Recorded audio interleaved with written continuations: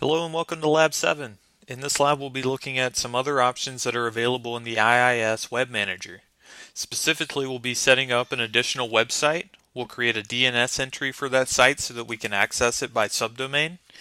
We'll create an FTP site and test and make sure that we can connect and download and upload files to it.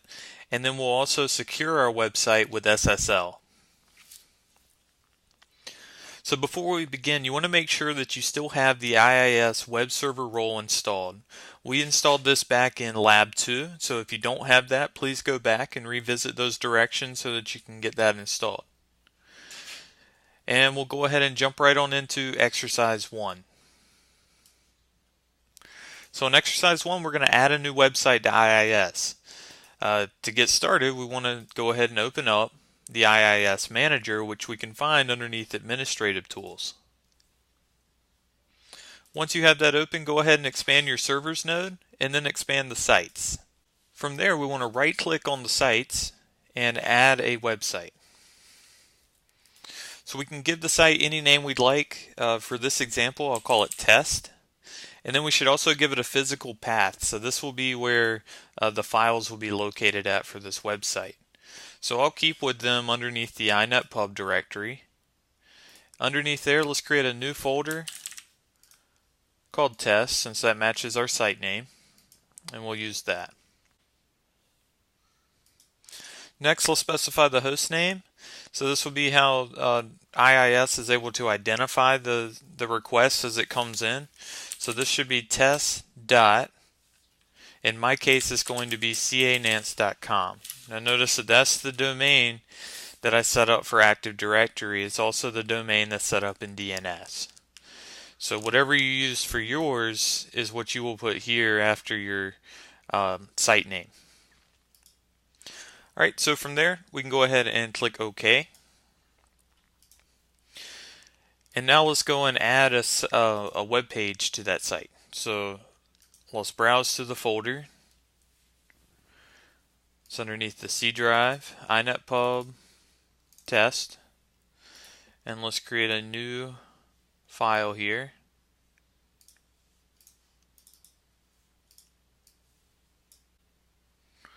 Okay, so to know that this is working, let's just create an index.html page and have it just contain an h1 tag that displays the fully qualified domain name. So we'll start with our basic HTML tags.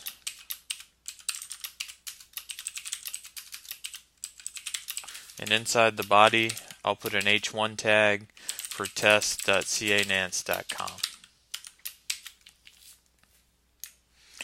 Okay, you want to make sure that you go to File and Save As, because right now this is a text file. You want to save it as all files so that we can give it its own extension. And we'll save it as index.html.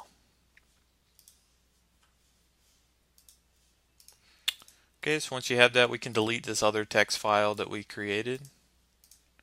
And we see that the index page is here, and if we open it up,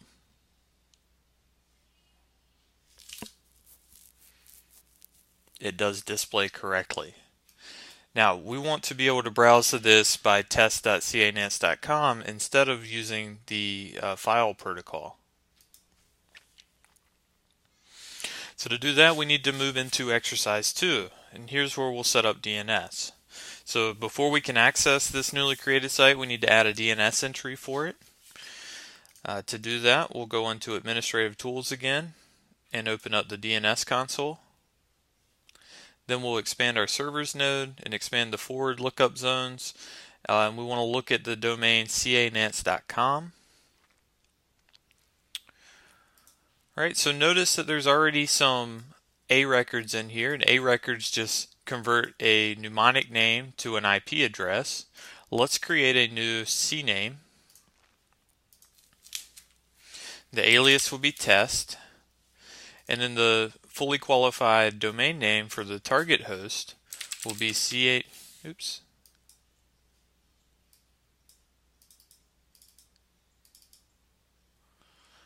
canance server. So we're basically creating an alias for this particular server and saying that we're going to call this test as well.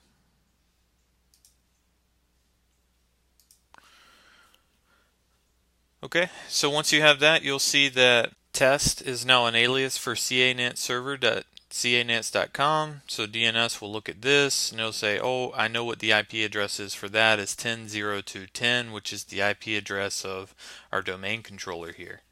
Okay, so once we have that, we can go ahead and open up a browser and try to browse to test.canants.com.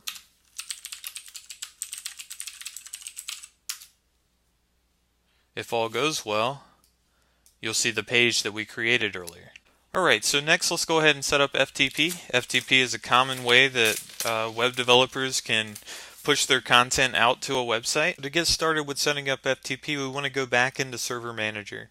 So in Server Manager, we're going to add a new role service to IIS. So what we want to do is expand our roles node, click on Web Server IIS, right click, and add role services. If we scroll down towards the bottom of this, we should see FTP server. So we can check that. And then we just want to proceed through the wizard to finish the installation. Excellent. So once that's done, we can go ahead and close out of Server Manager and the wizard. And we want to go back into IIS. So from here, let's expand our servers node and expand the sites, and then right click on the site that we created in exercise 1. And we want to add FTP publishing to it. Now for this simple example, we'll go ahead and disable SSL, and we'll support basic authentication. We want to allow access to specified users, and I'm just going to put in my username here. So you'll put yours in, or whatever account name that you created, and we'll give it read-write permissions.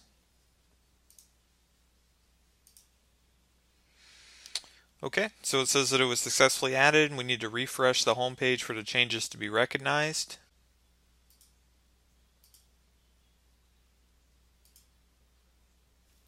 And then we should see FTP authentication and FTP authorization rules as well as a few other FTP settings up here.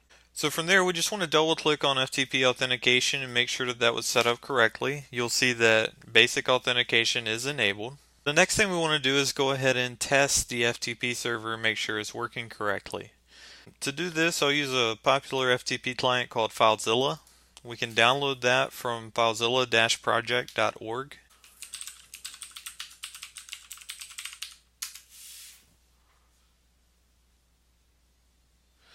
And we just want to download the FileZilla client.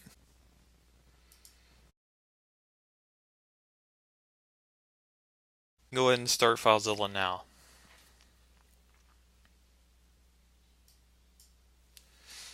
Alright, so to connect, what we want to do is enter the host. And remember, our IIS site is being identified by the test domain test.canants.com. The username would be our username that we created, and then the password associated with that account. From there, we can click Quick Connect.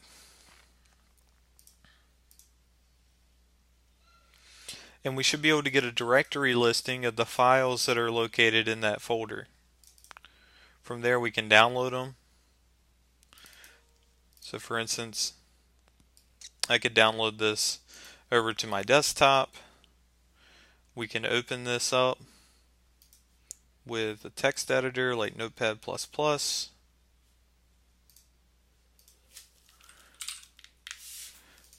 Make an addition.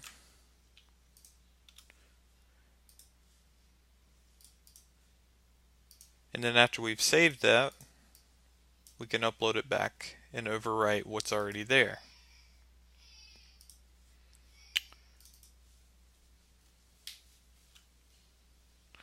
So just to make sure that we're able to download and upload successfully, we will open up Firefox and just browse to that site and make sure that worked correctly.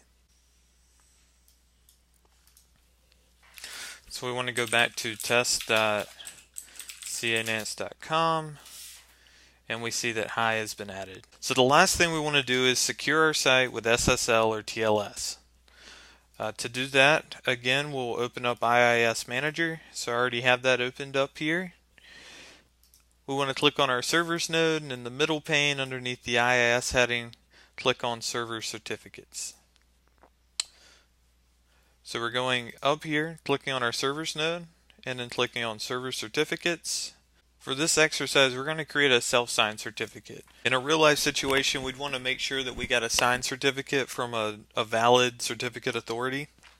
When a user goes to visit a website that has a self-signed certificate, unless they have the correct certificates imported into their browser, it's going to show up as an invalid SSL cert and usually display a scary warning that will make them not want to visit your site. Alright, but let's go through that process. So on the far right pane, we want to click on Create Self-Signed Certificate. Let's give it a friendly name. So typically the domain name is perfectly fine. test.canance.com. Alright, so now let's expand the servers node, and then let's right click on the site that we created, and in here let's go to Edit Bindings. So these are our port bindings. We're saying that we are listening for traffic on port 80 for anything that's destined for test.canance.com on the HTTP protocol. We're also listening on the FTP protocol on port 21 on any IP address on the box. So let's add another one. In this case, we want to listen for HTTPS. The IP address can be unassigned. Port 443 is the default port for HTTPS. And then let's assign a certificate to this, so test.canance.com. So we can click OK there, and we can close this. And now we want to test it out. So let's open up Firefox again, and let's see if we can browse to our site using the HTTPS protocol instead of the HTTP protocol. So we want to put in HTTPS / test.canance.com. So this is the error message I was saying. Depending on what browser you're using, it may be a lot of red and text saying that something malicious could happen if you visit this site. We know that this is perfectly fine because we set up the certificate, so we're going to tell it that it's okay. So let's go to Advanced and add an exception here, and then confirm the security exception. So now we can visit our site, and the data that's being sent to and from the server to our browser is being encrypted. Alright, so I hope you guys enjoyed the lab. If you have any questions, please feel free to reach out to me.